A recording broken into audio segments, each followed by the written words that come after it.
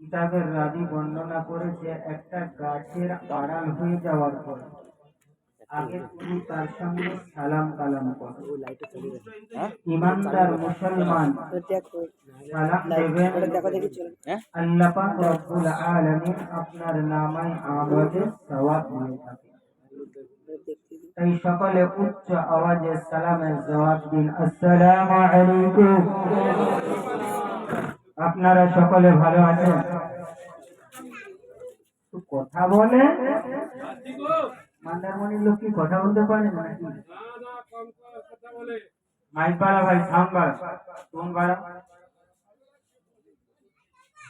মান্দারমণির লোক লজ্জা করে একটু, আর বেশি করে মুসলমানরা লজ্জা করে। আমরা আপনারা বসে আছেন জান্নাতের বাগান। এটা জান্নাতের বাগান তো? কথা বলুন, জান্নাতের বাগান তো? জান্নাতের বাগানে কারা বসে? কারা বসে গো? জান্নাতি মানুষ যারা হয় তারাই জান্নাতে ঢোকে। জাহান্নামী কোনোদিন জান্নাতে যেতে পারে? পারে না। জাহান্নামীরা জাহান্নামে যাবে, জান্নাতীরা জান্নাতে যাবে। তাই এখানে যতজন মানুষ আপনারা বসে আছেন সকলেই আপনারা জান্নাতি মানুষ। জোরে বলেন সুবহানাল্লাহ, একটু জোরে বলে। এখনো যারা আসছে না, বাইরে রয়েছে, রাস্তাঘাটে রয়েছে, দোকান পাশারিতে রয়েছে, তারা কি জান্নাতের হকদার হয়েছে? কথা বলুন। তাদের কি আল্লাহ ভালোবেসেছে? বাসেনি। তাদের যদি ভালোবাসত, তাদের যদি মহাব্বত করত, পিয়ার করত, তাহলে আমার আপনার মতো তাদেরকে ওই জান্নাতের বাগানে নিয়ে হাজির করত। আল্লাহ তাদেরকে ভালোবাসে না, তাই তাদেরকে এই জান্নাতের বাগানে বসার মতো সুযোগ দেয় না। জি, তাই এখনো যিনারা রাস্তাঘাটে আছেন, এখনো যিনারা দোকানে আছেন, সময় না কাটিয়ে সকলে চলে আসেন, এসে বসেন। ওয়াজ নসিহতের কাজ শুরু হতে চলেছে। আর না সময় নষ্ট করে, আর এদিক ওদিক না সময় কাটিয়ে সকলে চলে আসেন, এসেই রিয়াজুল জান্নাহ বেহেশতের বাগানের মধ্যে বসে। أعوذ بالله من الشيطان الرجيم. بسم الله الرحمن الرحيم. الحمد لله نحمده ونستعينه ونستغفره ونؤمن به ونتوكل عليه ونعوذ بالله من شرور أنفسنا ومن سيئات أعمالنا. من يهده الله فلا مضل له ومن يضلل الله فلا هادي له. ونشهد أن لا إله إلا الله ونشهد أن سيدنا ومولانا محمدا عبده ورسوله. إن الله وملائكته يصلون على النبي. يا أيها الذين آمنوا صلوا عليه وسلموا تسليما.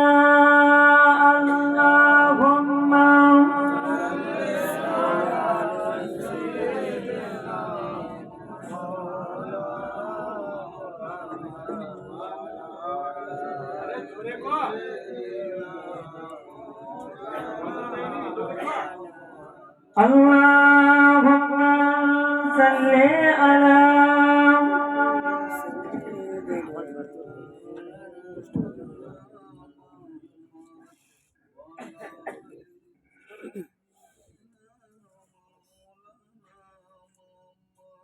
দরুদ কার উপরে পড়ছেন? একটু কথা বলুন। আপনি দরুদ পড়ছেন কার উপরে? নবী পাকের উপরে, তাই তো? নবী পাকের নাম নিলে কি গুনাহ হবে? একটু কথা বলে। নবী পাকের নাম নিলে গুনাহ হবে না, কারণ আমি এতক্ষণ বসে বসে শুনছিলাম আমাদের পূর্ব মেদিনীপুরের সভাধিপতি উনি কিছু কথা তুলে ধরেছিলেন। কার সম্মানে? বিশ্ব নেতা নেতার নেতা নবী মুহাম্মদুর রাসূলুল্লাহ সাল্লাল্লাহু আলাইহি ওয়াসাল্লাম হুজুরের। উনি মুসলমান তো? সভাধিপতি কে ছিল? মুসলমান তো? একজন মুসলমান এই রকম বলতে পারবেন? কথা বলে। কারণ আপনি তো মুসলমান, আপনি তো ঈমানদার। আপনার পরিচয় হবে নবী মুহাম্মদের আখলাককে স্মরণ করা। আপনার পরিচয় হবে নবী মুহাম্মদের দ্বীনকে পরিচয় করা। আপনার পছন্দ হবে আপনি ঈমানদার বলে দাবি করবেন যখন আপনি নবী মুহাম্মদের দেওয়া রাস্তাটা অবলম্বন করতে পারবেন, যখন নবী মুহাম্মদের রাস্তায় চলতে পারবেন, যখন নবী মুহাম্মদের পথের পথিক হবেন, তবে আপনি মুসলমান বলে মুখে দাবি করবেন। কিন্তু আমি আপনি মুসলমান। আমরা যদি চিন্তা করি আল্লাহ পাক 1,24,000 ইত্তেলাত, 2,24,000 নবী রাসূলকে আল্লাহ পাঠিয়েছিলেন। একজন মুসলমান যদি বলেন তো 10টা নবীর নাম আপনি বলতে পারবেন? কথা বল। পারবেন? কারণ আপনি মুসলমান। আপনি কেমন মুসলমান জানেন? আমার বাপ ছিল মুসলমান, আমার দাদা ছিল মুসলমান, আমার পরদাদা ছিল মুসলমান, তাই আমিও মুসলমান। এই পরিচয় আমার আপনার। এছাড়া আমি যে মুসলমান, আল্লাহ যে আমাকে ঈমানদারের বাড়িতে জন্মগ্রহণ করিয়েছে, আপনি যে মুসলমান হয়েছে, আপনার যে ঈমানদার বাড়িতে জন্ম হয়েছে, সে হিসাবে আপনি মুসলমান হতে পারেন। কিন্তু আপনার পরিচয় পত্র দেখতে গেলে আপনি মুসলমান। আজকের কেন মুসলমান লাঞ্ছিত জানেন? আজকের কেন মুসলমান পদদলিত জানেন? আজকের কেন মুসলমান অপমানিত আপনি জানেন? জানেন? কারণ দেশে বিদেশে আল্লাহ ঘুরাচ্ছে, প্রত্যেক দিন দুটো করে জলসা করছি, দেশ দুনিয়ার খবর যথেষ্ট ভাবে রেখেছি। আজকের আমরা মুসলমান কেন লাঞ্ছিত মনে পড়ে গেল আটলান্টিক মহাসাগরের কথা। আপনি জানেন আটলান্টিকে একটা মহাসাগর আছে। একজন দার্শনিক, একজন ঐতিহাসিক, একজন সাংবাদিক ও চেয়েছিল মুসলমান হবে। কি হবে? কথা বলুন। মুসলমান হবে, নবী মুহাম্মদের কালেমা পড়ে ঈমান আনবে, মুসলমান হবে। তো ওই দার্শনিক বলতে লেগেছে যে হ্যাঁ, আমার খুব ইচ্ছা হলো নবী মুহাম্মদের আখলাক দেখে, নবী মুহাম্মদের চাল চলন দেখে, নবী মুহাম্মদের উঠা বসা দেখে আমার মনে হলো আমি ইসলামটা গ্রহণ করে মুসলমান হয়ে যাব। জোরে বলুন। কিন্তু আমার খুব জোরে পিপাসা পেল, তেষ্টা পেল, পানির পিপাসা লাগলো। আমি পানির তালাশ করতে লাগলাম, পানি খুঁজতে লাগলাম। খুঁজে খুঁজে খুঁজে খুঁজে দেখলাম যে আটলান্টিক মহাসাগরের কথা আমার মনে পড়ে গেছে। আমি দৌড়ে দৌড়ে আটলান্টিক মহাসাগরে গেলাম। ওখানে গিয়ে পানিটা পান করব। পানিটা তুলেছি, পানিটা এত গন্ধ, পানিটা এত দুর্গন্ধ, যা দেখে আমার পানি পান করা হলো না। অথচ আখলাক দেখলাম, নবী মুহাম্মাদের চরিত্র দেখলাম, নবী মুহাম্মাদের উঠা বসা দেখলাম, যা দেখে আমার মনে হলো আমি মুসলমান হব, ঈমানদার হব। কিন্তু এই জাতের মুসলমানদের দিকে তাকিয়ে দেখলাম, এই মুসলমানদের আখলাক ব্যবহার দেখলাম, যা দেখে আমার মুসলমান হওয়া হলো। আমরা কেমন পথের পথিক, আমরা কোন পথের পথিক? এটা শাবান মাসের চাঁদ, শবে বারাতের চাঁদ। তো এই শবে বারাতের চাঁদ এত মর্যাদাপূর্ণ চাঁদ, এত মর্যাদাপূর্ণ চাঁদ, কারণ আপনার বাপ চলে গেছে কবরে, মা চলে গেছে কবরে, দাদা দাদি নানা নানি শ্বশুর শাশুড়ি তারা আজ কবরে পড়ে রয়েছে, অন্ধকারময় কবরে শুয়ে রয়েছে, তাই তো? কথা বলুন। জি না, এই শবে বারাতের চাঁদে সমস্ত মাইয়েদের কবর ছুটি করা হয়। যাও তোমরা দুনিয়ার জমিনে চলে যাও, দুনিয়ার জমিনে গিয়ে দেখো, দুনিয়ায় তুমি সন্তান রেখে এসেছো, দুনিয়ায় তুমি আওলাদ রেখে এসেছো, দেখো না তোমার সন্তানেরা, দেখো না তোমার আওলাদেরা তোমার জন্য দোয়া দরুদ করে কিনা, তোমার জন্য মিলাদ মাহফিল করে কিনা, তোমার জন্য কোরআন খানি করে কিনা। যাও এইবার আমার আপনার বাপ মা দাদা দাদি মাই মুরব্বি তারা আমার আপনার বাড়ির আশপাশ ঘোরাফেরা করে, যখন তাদের জন্য আপনি কোরআন খানি করলেন, যখন তাদের জন্য আপনি দোয়া দরুদ করলেন, আপনার বাপ, আপনার মা, আপনার দাদা, আপনার দাদি স্বয়ং এই দোয়াটা নিয়ে আল্লাহর সম্মুখে দাঁড়িয়ে যায়, রব্বি আল্লাহ, আমি দুনিয়াতে আমার আওলাদ রেখে এসেছি, আমি দুনিয়াতে আমার সন্তান রেখে এসেছি, আমি দুনিয়াতে আমার আওলাদ রেখে এসেছি। আল্লাহ, এই শাবানের চাঁদে, এই শবে বারাতের চাঁদে আমার কথা স্মরণ করে আমার জন্য হাত দুটি তুলেছে, আমার জন্য দোয়া দরুদ করেছে। আল্লাহ, আমার আওলাদের দোয়ার ওসিলা করে আমার কবরের আযাবকে আপনি নাজাত করে দিন। জোরে বলে, আর একটু জোরে বলে, নারায়ে তাকবীর, নারায়ে তাকবীর, নারায়ে সালাত, নারায়ে সালাত। বন্ধু আমার, দোস্ত আমার, সেই শাবানের চাঁদ, সেই শবে বারাতের চাঁদ, এই শবে বারাতের চাঁদে আমার আপনার নবী, বিশ্ব নবী, হায়াতুন নবী, জিন্দা নবী, নবী মুহাম্মদুর রাসূলুল্লাহ, সকলে একবার বলেন সাল্লাল্লাহু আলাইহি ওয়াসাল্লাম। হুজুর আমার, এই শাবান মাসের চাঁদে, এই শবে বারাতের চাঁদে আম্মা জান আয়েশা সিদ্দিকা রাদিয়াল্লাহু তাআলা আনহার বাড়িতে তাশরীফ নিলেন, আরাম করছেন।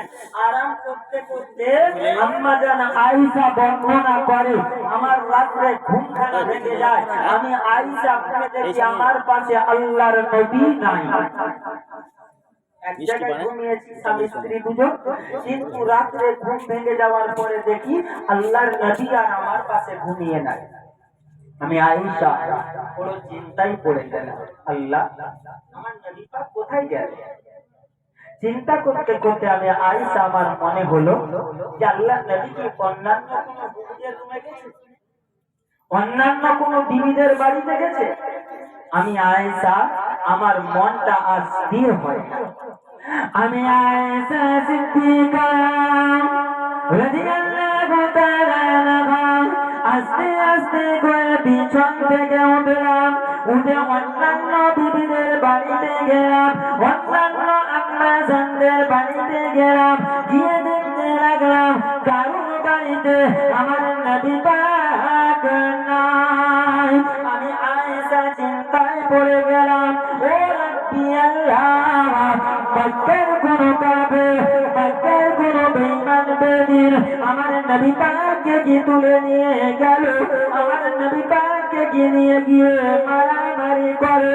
আমি আয়েশা চিন্তা করতে করতে মনে ভাবলাম যে না না না, হয়তো আল্লাহর নবী তার কলিজার টুকরি ফাতিমার বাড়িতে বাড়িতে গিয়েছে কিনা। আমি আয়েশা দৌড়ে দৌড়ে ফাতিমার বাড়িতে গেলাম। ফাতিমার বাড়ির দরওয়াজায় খাট বললাম। ফাতিমা দরওয়াজা খুলে দিয়ে বলেছিল, ও কি খবর মা, আমার আব্বা জান কেমন আছে মা, আমার আব্বা জান কি অসুস্থ হয়ে গেছে মা।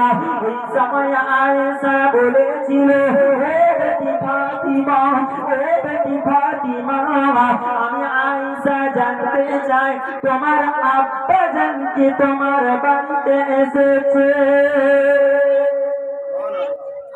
আয়েশা জানতে চাই তোমার বাড়িতে কি তোমার আব্বা জান এসেছে। কোনা ফাতেমা, ফাতেমার মর্যাদা কত, যে মহিলাদের জান্নাতের সরদার রানী হবে ফাতিমা। একবার জোরে বলুন। শুধু তাই নয়, ফাতিমা ইমাম হাসান ও হোসেনের মা ফাতিমা। মনে পড়ে গেল আম্মা জান ফাতিমা এক তারিখে আল্লাহর কাবা তওয়াফ করতে গেল। কাবা বাইতুল্লাহ তওয়াফ করতে গেল। কাবা শরীফের কাছে গিয়ে দেখে উম্মতে মুহাম্মাদিরা ওরা কাবাকে চুমু দেওয়ার জন্য, কাবাকে ছোঁয়ার জন্য ঠেলাঠেলি লেগে দেয়, মারামারি লেগে দেয়। কাবাকে একটা চুমু দেব। ফাতিমা বলতে লাগলো, আমি মনে মনে ভাবতে লাগলাম কাবার তো ইজ্জত কোথা থেকে হলো, কাবার সম্মান কোথা থেকে হলো। আমি ফাতিমা জানতে চাই। ফাতিমা কাবাকে বলতে লাগলো, ওরে কাবা, ওরে কাবা, তুই বেশি ভালোবাসিস, কারণ আমার আব্বার উম্মাতানিরা তোকে এত ভালোবাসে, তোকে এত মহাব্বত করে, এত প্যার করে। ওরে কাবা, তুই কাকে ভালোবাসিস, তুই কাকে মহাব্বত করিস। আল্লাহ পাক কাবার জবান খুলে দিল। বলতে লাগলো, ও রাসূলের বেটি ফাতিমা, ও ইমাম হাসান হোসেনের মা ফাতিমা, ও জান্নাতের রানী ফাতিমা, ও শেরে খোদা আলী বিবি ফাতিমা, তুমি আমাকে প্রশ্ন করো।